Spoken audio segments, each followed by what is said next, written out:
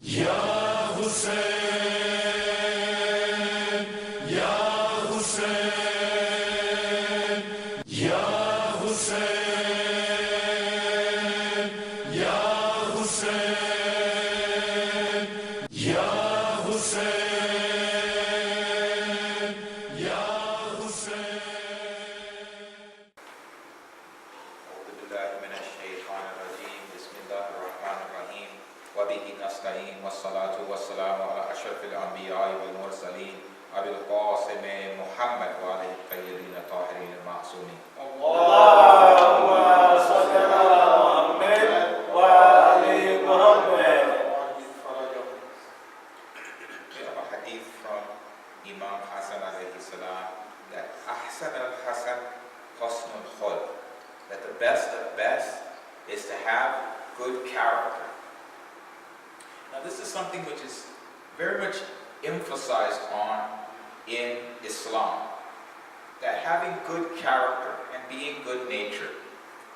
One of the things which often gets overlooked sometimes with people who are religious is that they do the right things, whatever the rule book or the guidebook says as far as their dress, as far as say, the actual actions that they do. They say don't lie, they don't lie. They say don't cheat, they don't cheat. All of these type of things.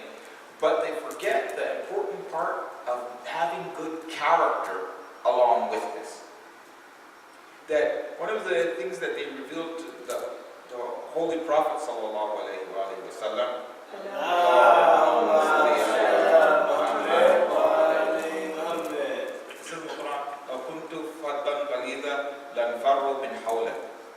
if I'm quoting the ayah correctly, that if you were a hard-hearted rough, then they would flee from around you. So this is actually a very, very interesting ayah, and something that we need to really take into account when we're trying to live our lives. That the Prophet, with all of his, with justice, with the Quran, with miracles, with everything that he had, that Allah, and even at the time when this verse is revealed, he's in Medina and was powerful and had control of the city. That Allah said that if you were rough with the people, I'm sorry that there's a light on that, and it's hard for me to see. That if you were a hard-hearted rough, that the people would flee from around you. They can't, that people can tolerate many types of things, but one thing that they couldn't tolerate is that he was rough with them, that he was hard on them. And so you can, and this presents a difficulty sometimes for people, that there are certain people who they like the rules, whatever they are. They like rules. So they find a set that works with them, they find Islam, and then they want to do them. And then they also want to now do the things which are amr bil ma'ruf wa nahy anil munkar. And now they are presented with the difficulty of, how do I do this? How do I carry out this important command of Allah, but with the akhlaq that the Prophet wanted me to have? Sometimes they get angry. They say, well, these people aren't, I saw this sister and she wasn't wearing her hijab right. I saw this brother and he wasn't doing this right. And I saw this other person and he wasn't doing that right. How do I correct this person, but now keep hold to this particular message, that the best of best is to have good character. So sometimes they'll just ignore it. They just come and they straighten people out. Brother, your salat isn't right. Brother, don't come into the masjid wearing this or that or the other. Sister, you need to fix this or you need to fix that. Now, that doesn't mean you don't do it. Some people take it to the opposite extreme. Because they're so interested in having good akhlaq, that if someone does something wrong, they don't even have the jur'at, they don't even have the wherewithal to show them an unhappy face. They said that's the minimum of amr bil ma'ruf wa nahy anil munkar, is that you show disapproval for actions which are disobedient to Allah. That we say, well, you hate it in your heart. Well, hating it in your heart is supposed to have some sort of outward mechanism towards it. And the minimum they say that you meet the sinful people with the angry face. Now this doesn't mean that meet your poor old grandma because she's still Christian with an angry face. Some people took it to that extreme. No. Meaning these people who are like, the a'immatul kufr, that you are not happy with. You don't want to be in their company. You are not in pleasure. And what I mean is that the people who, that they're the mihwar of shaitan, that the people who, the evil actions are circulating around them. You see this sometimes with supposedly good Muslims. They say, we need to put a good face for Islam. You say, okay, mashallah. And he's a leader of the Muslim. So then you invite the leaders of the Tawhuts in the middle of their tughyan and in the middle of their oppression to the masjid. That's not showing that you are unhappy with their actions. The people who are the mu'mineen, who let's say have somehow been blessed with power or whatever, not mu'mineen, but in the category of mu'mineen, meaning that they're among the believers or call themselves believers, but they have every sort of relation with any type of unjust person. That one, we invite him into the masjid and having him talk and having him be our leader. No. This is not having good akhlaq. You straighten those people out. You show your disapproval for those type of people. The people who are in the middle of their sin, you show that you are not okay with that sort of behavior, particularly from the believers.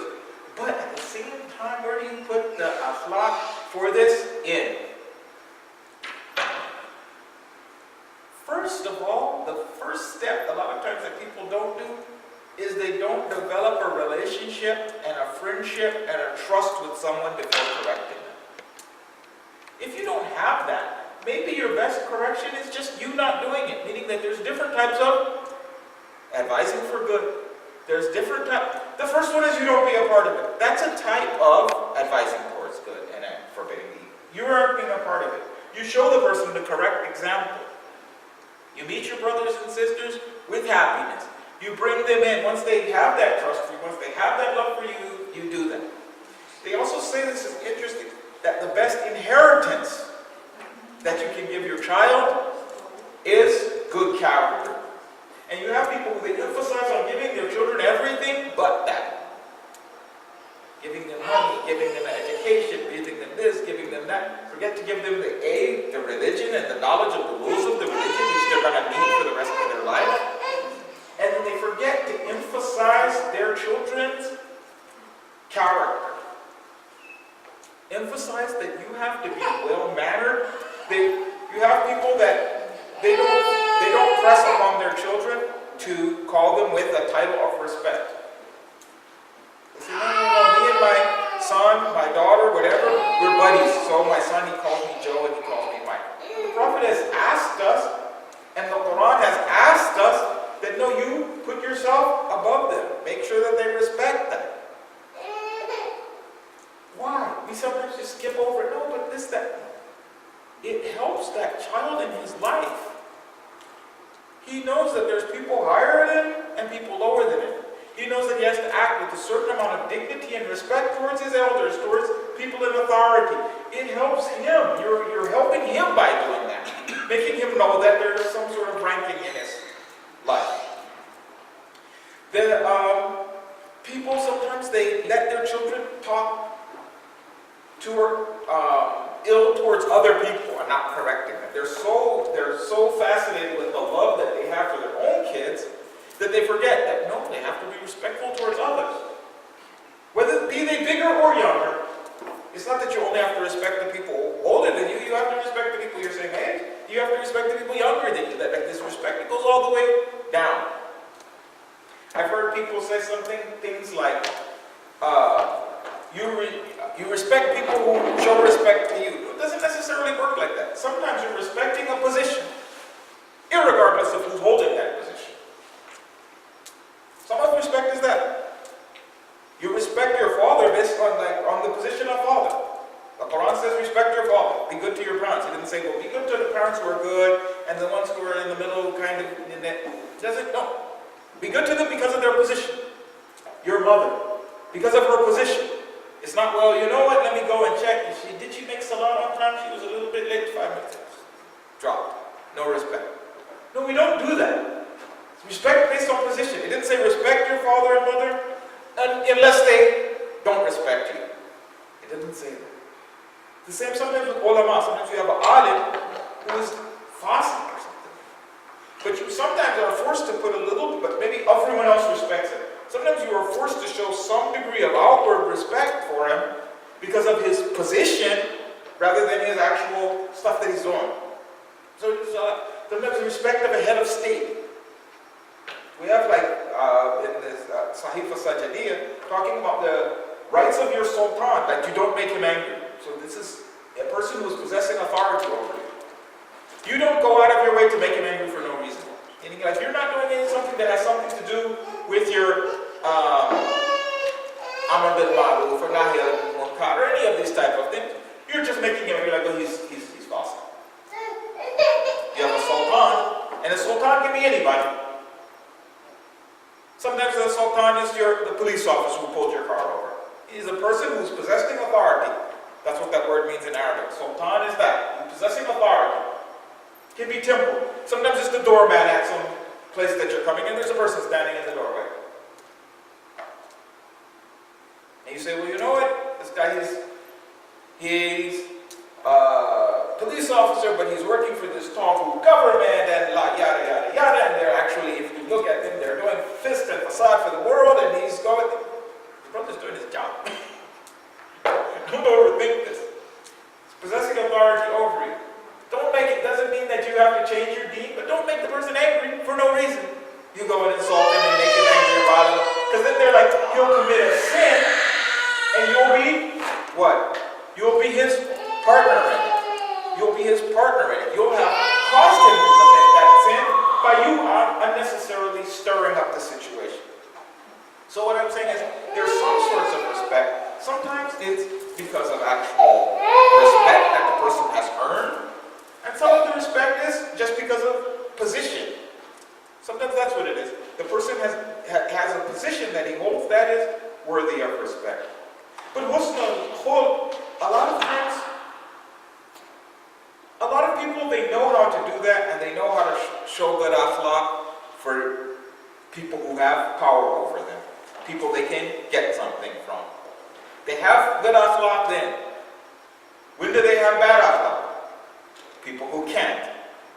People they have power over. So you'll see somebody, he has mashallah good akhlaq with his boss, he has mashallah good akhlaq with people on the street, somebody asks him for something, he's nice, he's kind, he's merciful. You take him inside of his house, he's a tyrant. His wife asks him for something, he doesn't have the time for it. Son asks him for something, his daughter asks him for something, his children ask, he's a tyrant in the house. He gets bullied by everybody, and then a tyrant at home. So sometimes you see this bad akhlaq displayed in different ways. So it's not every person who's on the street, no, he has good akhlaq there. Because he's earning, or like he's a businessman, so he has good akhlaq with everybody. But then once he doesn't need anything from you, he drops it. So this is something which we have to make sure that we have ourselves. It's actually part of our deen, or part of our religion. It's not just something else. Like the verse of the Quran, if I'm remembering it correctly, إِنِّي بُعِثْتُ لِأُتَمِّمَ مَكَارِمَ الْأَخْلَاقِ, that surely I was sent to complete the best of manners. Interesting. He didn't say the best of prayers, the best of charity. All of these things are part of it. But that this is the reason that he was sent, to perfect your manners. We also, one of the things that we do sometimes is we forget to have akhlaq with ourselves. One person we forget to have akhlaq with is ourselves. We forget that our bodies, our souls, and our everything are amanat from Allah. We can't just do whatever we want with it. So we'll get wound up, get angry that, I made a mistake, and we'll start calling ourselves names in and of ourselves. Is that proper akhlaq? We forget that. That it's not proper akhlaq for a mu'min to sit there and just cursing himself out and belittling himself. Allah made you aziz. Allah made you high. Yeah, you can correct yourself. I shouldn't have done that. But sometimes you're sitting and just berating yourself and belittling yourself and pulling yourself down to levels of depression. It's important not to do that. Taking responsibility, like one of the things that I've seen sometimes we have, it can happen with men or with women. Women tend to be more, men a lot of times just because of being out and about, sometimes they're forced to not sit and think and sit and think and sit and think. Sometimes women, you're dealing with your children, maybe you have small and things like that. They'll sit and just torture themselves and torture themselves and torture themselves and torture themselves and pull their own hog down. That's not proper. Cheer yourself up, make yourself bubbly, find things to do, stay active. A human being is not meant to be inactive. One of the things I would say, it's less with men, sometimes they're forced not to do it, whether they want to or whether they don't. You have to go and do it. But with women, sometimes you're kind of stuck, sometimes especially when your children are younger, you're not really able to move around, maybe go and see your friends and think, no, this is part of your respect for your, and akhlaq with yourself. See some of your mu'min sisters. Make yourself busy. Read the Quran. Cheer yourself up. This goes for men and women, but although it happens more with women than men. But it can happen with men too. You lose your job, things aren't going well, you start doubting yourself, you're not allowed to tear yourself up. Or other people. Your children. Some people think, well, because I'm the mom, I can say whatever, they can't say anything back. It's very interesting. It's true. They can't say anything back. Correct? What can you say back to your parents? Kind of nothing. Quran is like, don't say even oof. Not even a word. Like, you can't even start to say them. Whatever, finish the sentence. So, on the reverse, if you are a person who Allah does not allow another person, he has no right to do anything. Who is his wali in that case? Who is overlooking? You're being judged directly by Allah with how you treat that person. Sometimes people forget that. They'll say, well, you know what, mashallah, I went to the masjid today and the sheikh, he said, you know what, your wife has to listen to you. Mashallah, finally, I was waiting, why didn't the sheikh, he should have said that weeks ago. Mention that. Forgetting the opposite side. First of all, we don't have ta'am mutlaq. That's for the imams and the prophets. So that's within the boundaries, the narrow boundaries, what Allah has said. You can't just ask anything and everything, you know? And then there's also, they read that one ayat, and they forget the other one that goes with it. That if that's an ayat, then there's another one that goes with it. If you go with Rijal Qawwamuna ala Nisa, then there's another verse is وَتُعَاشِرُهُنَّ بِالْمَعْرُوفِ, and be kind to them and treat them well. So it's not that you just, oh yeah, now I'm in charge, so I can just run the circle. No. But the more important part for us men is that now Allah has said there's nobody here, you're the judge, jury, and executioner. But who is going to hold, because nobody knows what goes on inside of the house. You know? No one knows what's going on inside of the house. A lot of times the women, they don't complain, whatever. They don't want to embarrass their family. So the person is found protected. Especially the mu'min sisters. The bad ones, they tell anybody and everybody from this side to that one. The mu'min sisters, they have some izzat for their family. At least respect for myself and my kids. I don't want everybody to know what my husband is up to. So they're kind of protecting it. So now you're really protected. Out of the mercy and kindness that Allah had for you. Then what is, Allah is now going to hold you to account hard. Because the normal pressures that we have to stop us is that the person will backcheck. They'll say something back, or do say, I can't go over and say something mean to the brother. He's going to either get angry, he's going to lose his friendship, or he'll hit me. So I kind of am scared. Or I might lose a job or something like that.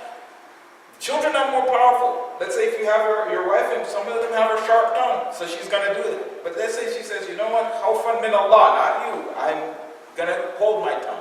So now who's going to be taking revenge for her? It will be Allah. That Allah is very hard on people when they say that they be aware of how you treat your wife, because because she has no person to complain to except him. So this is something which is interesting. Having the good akhlaq. And starting it when you're young. Starting it when you're children. Because a lot of times you always think, at least this is how I'm going to have time to change it later. I'm going to have time to learn it later. And then you realize that, no, the stuff I learned as a kid, 90% of what I'm doing is stuff that I learned, to 18, to 15.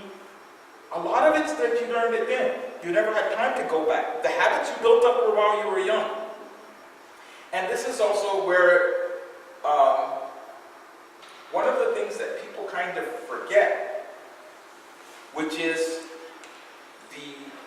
one of the things when selecting a wife, but the second thing is that women forget is that you are raising the next generation of human beings.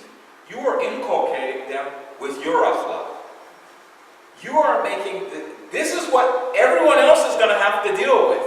This son that you raised, this daughter that there's some families here, the father has more time, the father sometimes spends a little time on the week, but especially when they're small, they're observing everything that you do. So trying your best to raise them right, giving them that good akhlaq, insisting on their prayers and stuff, is a lot of times is more what they learn from their mother than they learn from their father. So like, for instance, me and Sheikh Osama, we were basically homeschooled by my mother. My father was a doctor and he was always busy. So he used to come home late at night. He didn't spend much time with it. Sometimes he would wake us up to read a little Quran in the morning or something like that. He didn't have a lot of time to spend day and night. My mother did. Like, for instance, I always give credit for one of the seeds towards becoming Shia was that when my mother came to the story of Saqifa, she said that it didn't sound right. She just made a face. That's something small, I thought. She didn't say this is wrong. She just looked at it and then went. So just something small, people forget. Something small like that, you can put the seed of tashayyu in a child. And she didn't just, I just accept whatever Tawhid say. This doesn't sound right. Something small. We forget that it's like the butterfly effect. So we're going to wrap up here, but this is kind of leading into our next subject, which is the children of the Prophet. Allahumma jal hayatana hayata Muhammadan wa ali Muhammad wa mamatana mamata Muhammadan wa ali Muhammad wa atina fid dunya shafa'at Muhammadan wa ali Muhammad wa fil akhirati ziyarat الدنيا زيارة محمد وآل محمد وفي الآخرة شفاعة محمد وآل محمد صلى الله عليه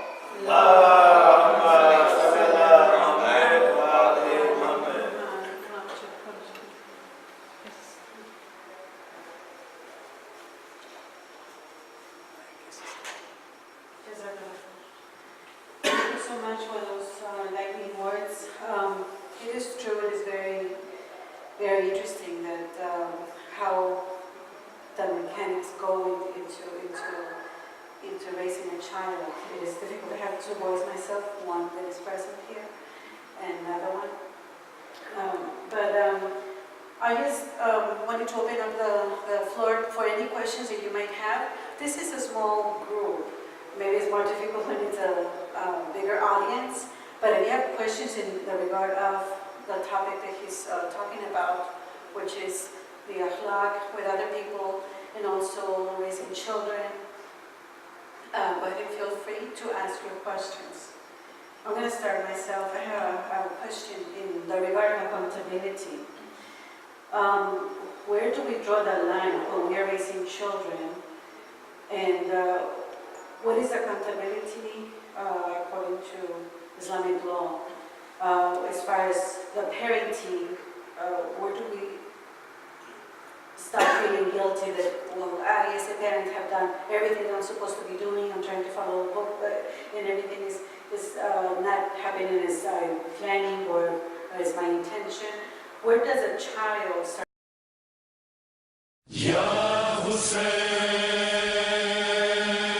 Ya Hussein.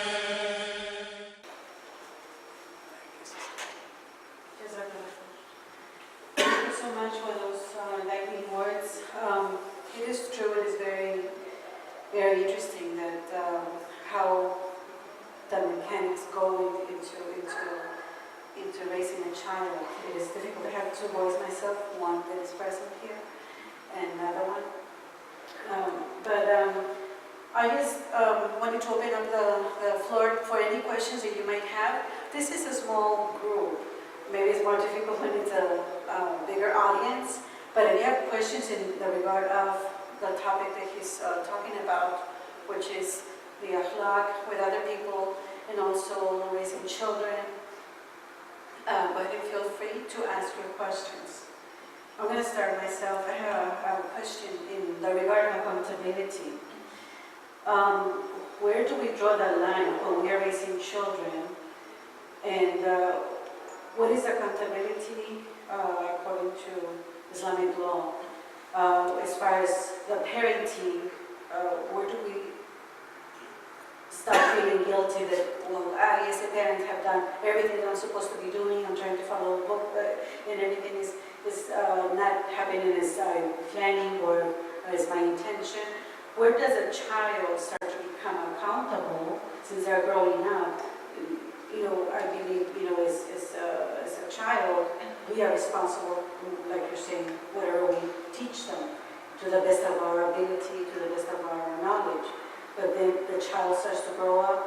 When does accountability goes from the shoulder of the parent to the shoulder of the child that is becoming a young adult? That's my question. So, Bismillah ar-Rahman ar-Rahim. It's a very good question. That when does the child become accountable? First of all, there's no exact age. Human beings are accountable as soon as they can tell. So a lot of times you're legally baligh. I mean, legally not baligh. We can't have you sign contracts and buy cars and boats and marry or whatever it is. But some people, at a very young age, their understanding of right and wrong is high. Like I've seen sometimes you have a person, he's 10 years old, and he can understand right and wrong better than his parents. Some mashallah, like children, she correcting the mom. And he's advising her, not in the wrong way, but for instance, that do this Islamic rule and straightening her up, meaning that her understanding was higher than the parents. Sometimes it goes that way. So a human being is responsible as soon as they realize. So like, let's say if I can understand and I can grasp right and wrong, then now I'm held accountable for it from a position of we understand. Now a position of law is a different thing. Because it's unusual for a person who's young to do that, we would not hold them to contracts and things like that because they promise that, okay, I'm going to buy a boat, and then you say, okay, well, he owes me $50,000 for the new boat.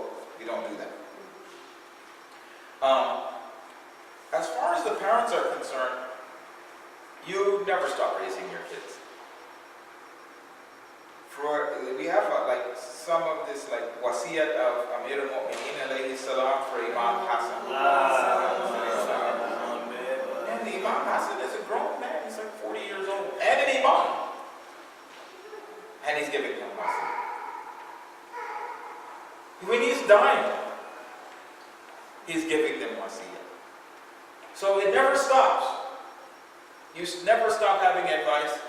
And you never stop, and you never are in a position where there's nothing that you can add to your children's experience from your experience, from your love, always you're adding something. They're always learning from you. So their whole life. The second thing is though that you can't make the person be good. You forget that. Sometimes we kind of wish that we could, but it just doesn't happen. So another thing I tell my children, I tell you guys, don't count on your parents. They're not going to make you good. You're going to make yourself good. If you want to go to paradise, then you have to want to go. That's between you and Allah. That we had the son of Prophet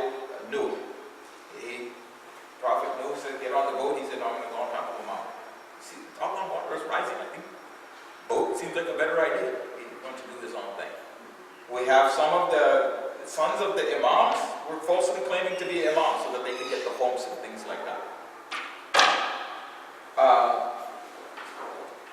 One of the,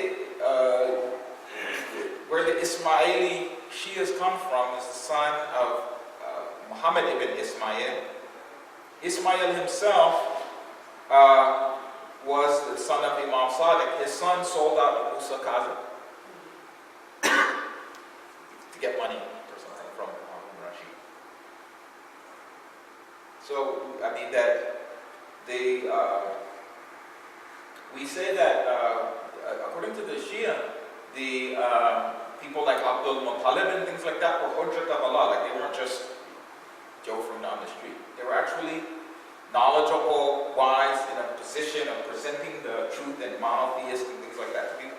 One of their sons is Abu Lahab, and the other son is Hamza, and the other son is Abdullah. The other son is Abu Talib.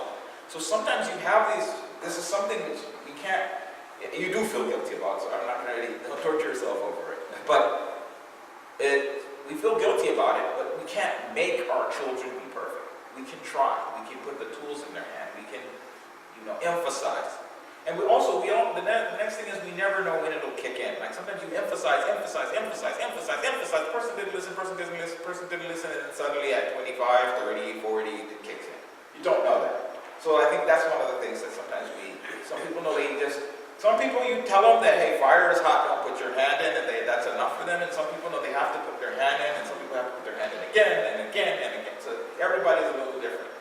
So try to get them with good characteristics, try to get them with good manners, try to get them to build up good habits, and then inshallah, just trust in Allah once you've done your best effort. I have a question. Okay, so Assalamu alaikum. Thank you so much. You were talking about listening or honoring authority. But what came to my mind when you brought up the police, I was like, well, that's kind of a little bit controversial, especially here in this society and things of that sort. My son-in-law was just pulled over. He's African American for no reason and was already accused of having some kind of open container. And my daughter's like, no, we don't drink, no. He was on his way to his graduation to receive his master's. He's actually going to UNT, close to Dallas. And he told the police, I'm on my way to graduation. I'm graduating with a master's degree. It didn't matter. So anyways, it was just a matter of telling her sons were in the car to my grandson, and don't touch anything, stay calm and all that. But I was just, when you said that, how far are we talking about? Like, are we supposed to just turn the? No, I didn't say honor. I didn't say honor authority. Okay, something you said about. I said respect authority.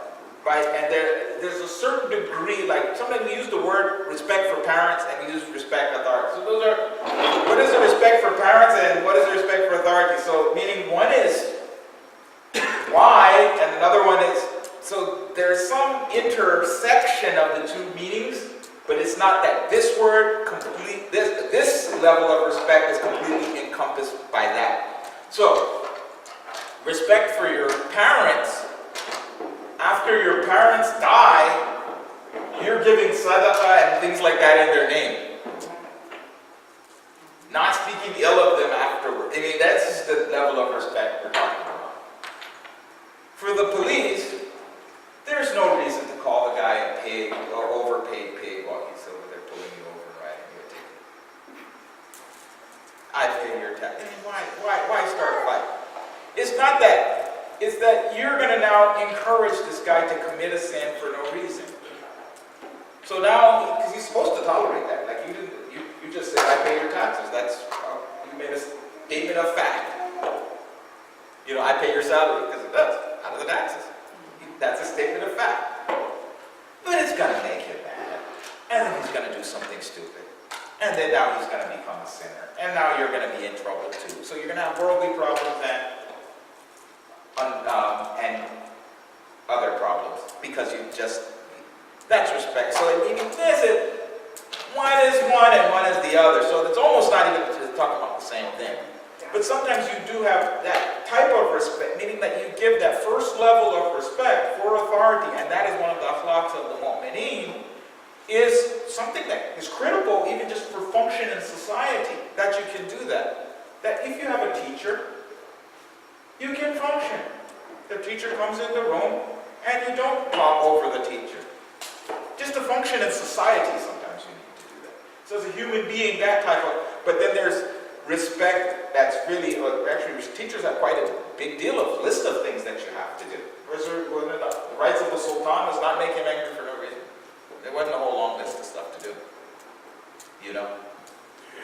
Like the teacher, you didn't raise your voice over his voice, you expose his secrets, you don't talk when someone asks him a question, you don't answer for it. There's a whole long list of things that the imam goes through when he's talking about the teacher.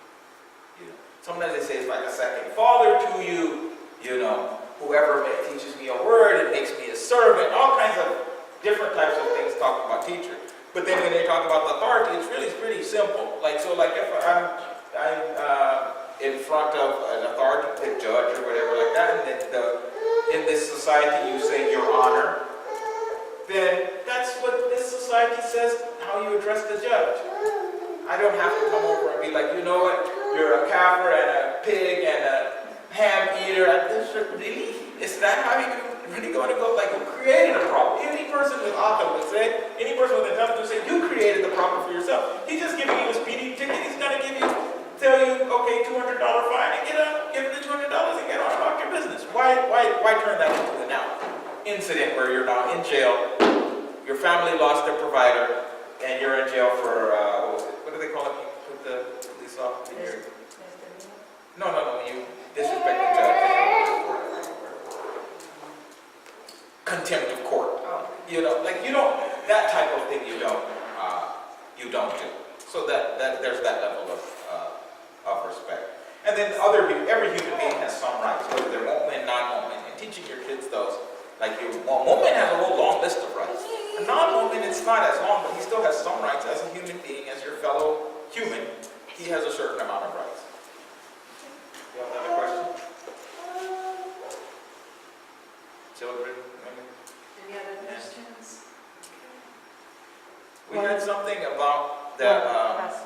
okay.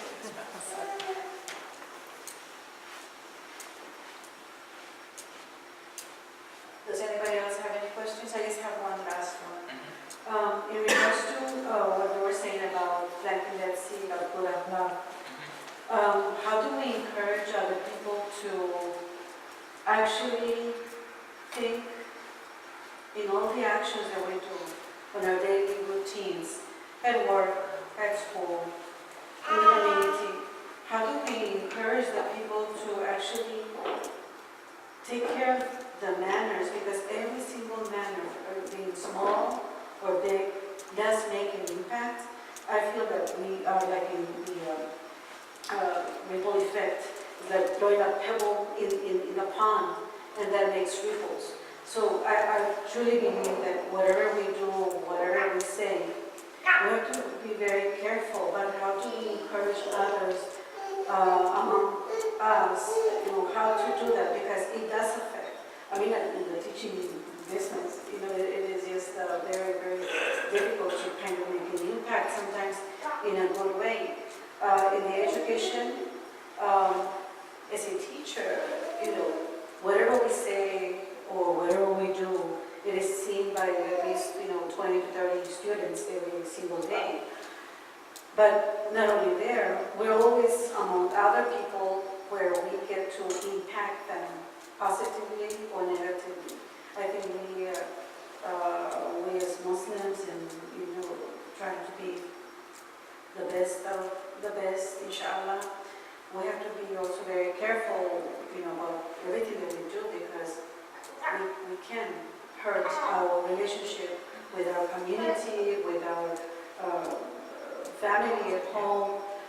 How do we encourage each other to be very careful, not to make a negative impact? Yeah. Inshallah. That we're going to close this. Yes, sir. I have a question. Okay.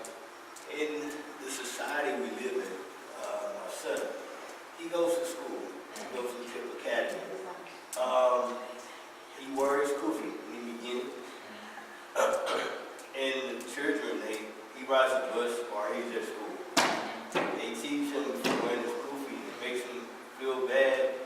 It feels some type of way where we had to get him in martial arts to help his confidence. What can we do to reassure him or make him feel comfortable in that situation all the time? You know, dealing with the world that we live in now for our religion. Yeah. Being Muslim.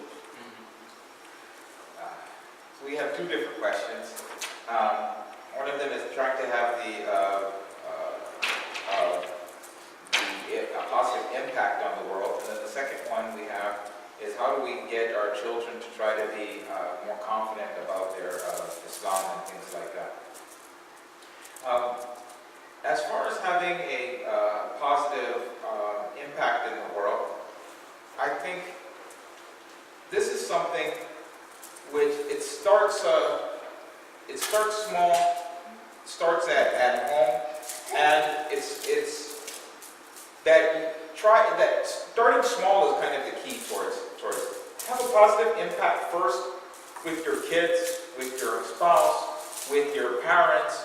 That's where you start from. A lot of times we try to start it from the outside in. We take there's a starving kid in Africa, forgetting that my own kids starving. So we start that positive impact starts actually not even before you even get to anybody else. It starts with yourself. Have a positive impact there. Try to get yourself to be as good and as perfect a human being as you can be. Look at your own flaws and things like that. Try to be good to your kids and your spouse and your husband and your wife and all of those people there. Be good there. Try with your neighbors. Try with your coworkers. And then it's very quickly ripples out. I had a coworker who was like that. The guy who was an Iranian brother. Very good guy. Every time we saw him, no matter what was going on, he was in a great mood. Everybody was happy to come to work because he was there. And then one time he got angry about something. Everybody said, "What's wrong?" We thought the sky was falling. And then he's like, "I can't be mad one time." We were like, "No, you're always in a good mood. So now if you're upset, then we think that, maybe now we really need to be, scared." But it was just it was a really simple clap. The guy wasn't religious at all, but just something that simple, that he was in a good mood most of the time. And so it really can wake us up. And for us, a lot of times when we come home, hard day of work, stuff like that, try our best to, fake it for 5 more minutes until you sleep to help your kids out, to help your wife out. That's something really we can do. As far as the positive image with your children, make sure that they associate good things with Islam. A lot of times that's something that can happen, is that people forget that there's a lot of good that's associated with Islam. They associate Islam with rules and stuff they can't do, rather than the stuff that they have, like the positive images, things like that of the Prophet, the good ideas that they have, the fact that they have some sort of stability, the fact that they have some morals, the fact that they have some sort of character or something like that, that they can fall back on. A lot of times one of the things that kids forget is that there's basically life in a way you have different roles. There's the good kid, there's the bad kid, there's the tough kid, there's the cool kid, there's the nerdy. For whatever reason, a lot of times the children are drawn towards, I think it's cultural, because it's not everywhere in the world. The sort of tough, edgy, cool kid. That's an American thing. That's not everywhere in the world. That's the greatest of God's creation. The one that's respected in society is the one that does what he's supposed to do. There's a reason people want you to do that stuff, because it's in their benefit. They have to feel comfortable playing those roles. Being the one who helps the teacher, gets things ready, listens and things like that. Not only that, the only character you can play is the person who leaves when the teacher is calling him back. The person who, doesn't respect his friends and people don't trust him because he's a slickster and always trying to pull a fast one on. I mean, if the person, let's say just this Islam, he's honest. You have a child, other children and other people know that if you give him it back to you. That person becomes a valued person in their own little circle just because of that simple Al-Rasul. He doesn't make fun of and tease and humiliate other people. It doesn't mean that he opens himself up to that and gets made fun of, but he doesn't do it to other people. He becomes a valued and trusted person because people realize that they can feel comfortable with him. Next thing is your childhood goes by rather quickly. It's not that long, you know? And those traits, once they're established, particularly when you're young, it really helps you when you're older. Don't let your child be a sucker. Sometimes people push too hard the other way, so their children don't defend themselves. People say things to them, they have nothing to say back. They don't even know what to do. So no, you don't push him that far that he's just a pushover and people are taking his things and bullying him. You don't do it that far, but at the same time, that doesn't mean the opposite. Like, it doesn't mean, well, because my child doesn't take other people's things, people can take his things. You don't do it that. Like, he doesn't do wrong to others and he doesn't let wrong happen towards himself. I'm not sure how tired everybody is, and I know I've been coming off work, so I think if we don't have any more questions. I think we'll do short and sweet rather than that we push it another 15 minutes and overstay our welcome. Please give us salawat ala Muhammad wa ali Muhammad. Allahumma salli ala Muhammad wa ali Muhammad. We can just do a dua to close the session, inshallah. We'll do ziyarah. Ziyarah.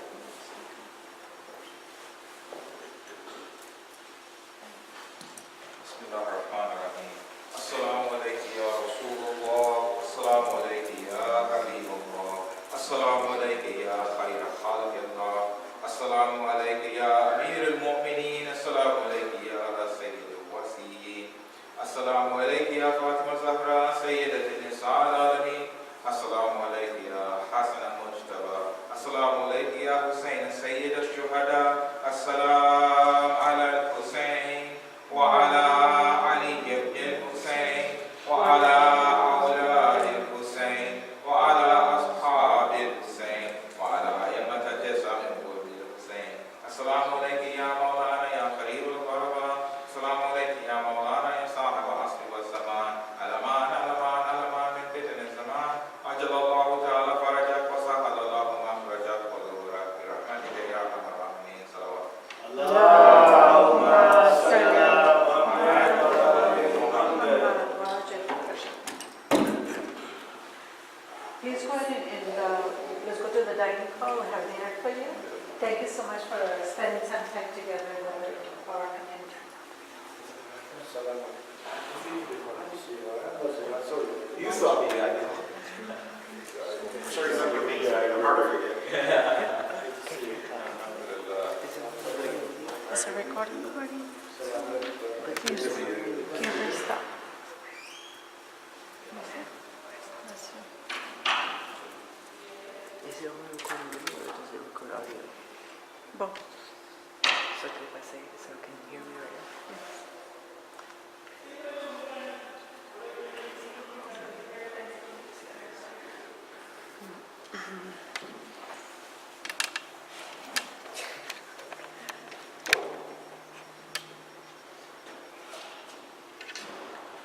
Excuse me. Press stop. Okay, that's it.